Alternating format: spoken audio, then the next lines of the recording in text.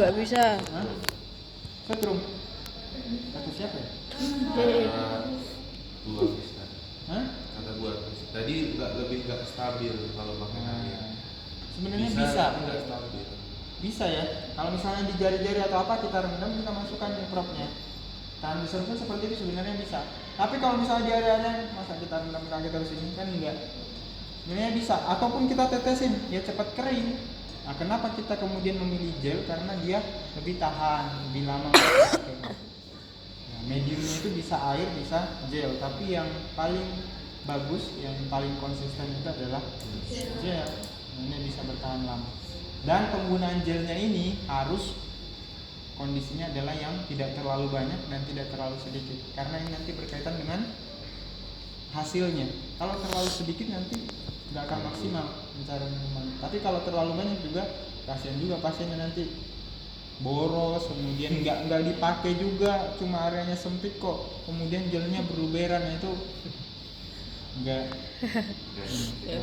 Ya, jadi benar-benar nanti sesuaikan di atas permukaan transducernya. Oke, itu untuk awalan. Kemudian nanti teman-teman akan mendapatkan serangkaian input yang bisa kita rubah. Di sini ada gain, ini untuk mengatur kecerahannya secara umum. Kecerahannya akan kita atur sesuai dengan kondisi pasiennya seperti apa. Kemudian ada deep atau fokus, ini untuk mengatur kedalaman. Kalau misalnya pasien kita memang betisnya itu besar, misalnya karena dia olahragawan dan lain sebagainya, ya kita atur aja kedalamannya. Yang penting mengatur kedalaman ini sesuai dengan kebutuhan kita. Kita mau melihatnya sampai mana, ya itu kita atur. Kemudian yang selanjutnya yang bisa kita atur juga adalah frekuensi. Jadi frekuensi ini juga kita mengikuti kira-kira yang paling bagus untuk di pasien kita saat itu, frekuensi yang seberapa nanti kita atur-atur untuk mendapatkan hasil yang lebih jelas atau jernih. Kemudian ini juga bisa diatur ya, lapis per lapis terkait dengan kecerahan ataupun dari gainnya tadi. Tapi ini bisa kita arahkan sesuai dengan lapisan yang mau kita pertajam kecerahannya atau tidak.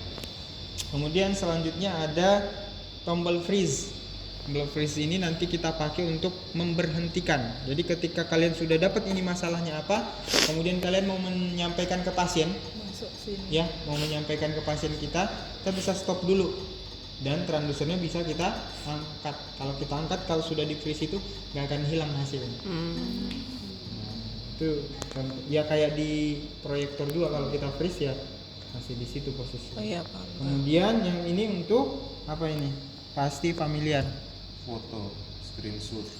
Untuk Simpan foto. Ya misalnya kalau ada foto kita klik ini. Kalau kalian udah yakin ini bagus nih untuk diambil, itu kita klik ini buat tersimpan. Selama kalau kalian nggak klik ini, ya hasilnya nggak akan ada di yang kalian kirimkan ke pasien atau yang mau di print itu nggak ada.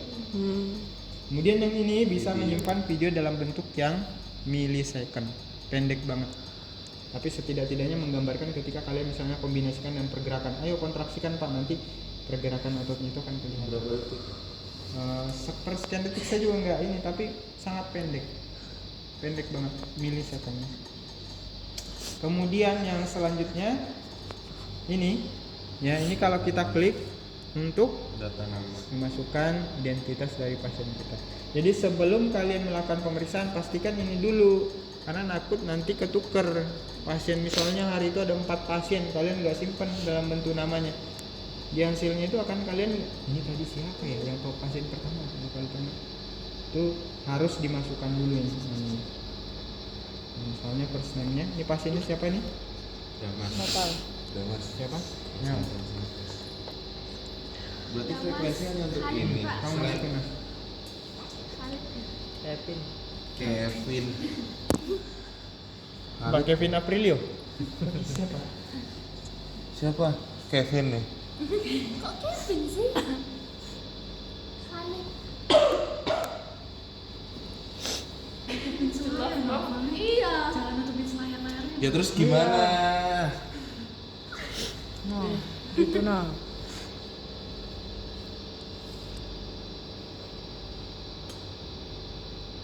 Berapa Mas lahirnya Mas?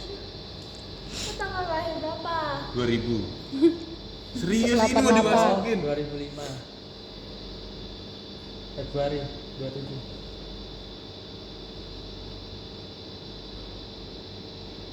2005. Ya.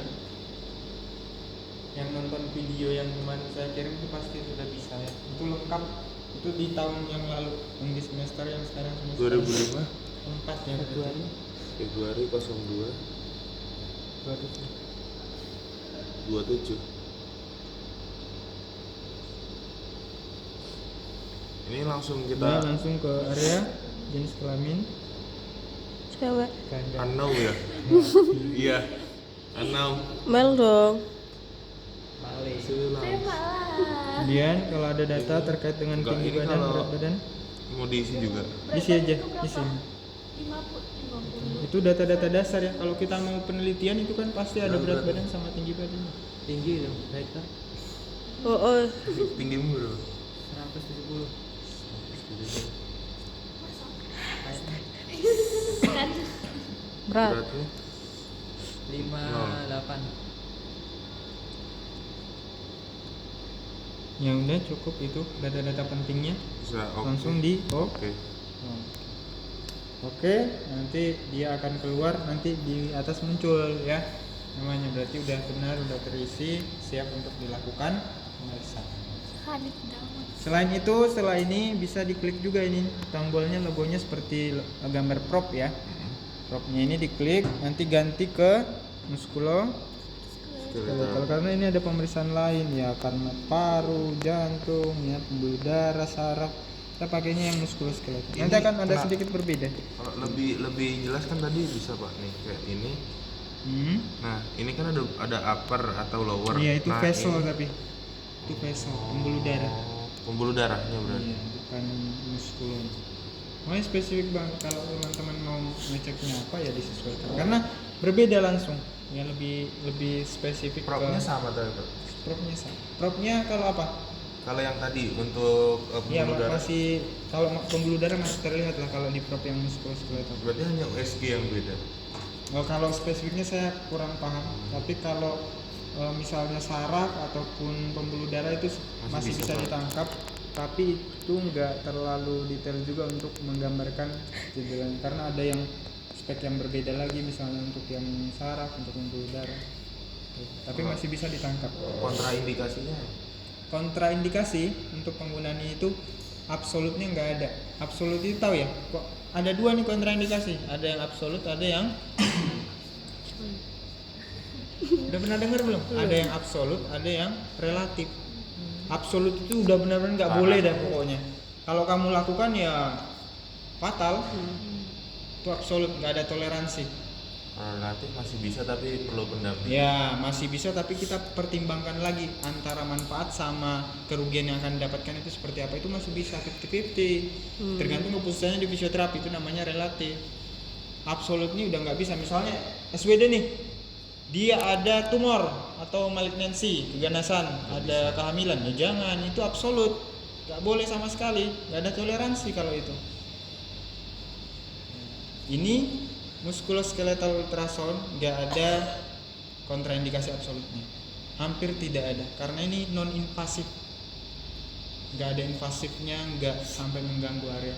Tapi yang relatif itu ada. Yang relatif itu contohnya misalnya dia ada infeksi di area situ atau ada luka terbuka. Nah itu 50-50 tuh.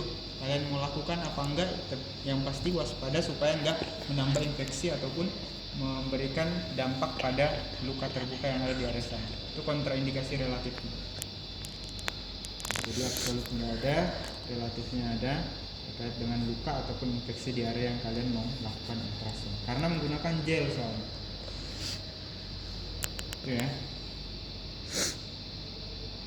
Paham gak? Ini kalau misalnya udah terlalu banyak boleh dibuang. Oke ya, ada yang mau ditanyakan lagi? Ada? Oke, sudah kita rubah, siap untuk dilakukan pemeriksaan. Yuk, pasien, Mas bisa. Ini tas-tasnya boleh dipinggirkan aja biar tidak mengganggu.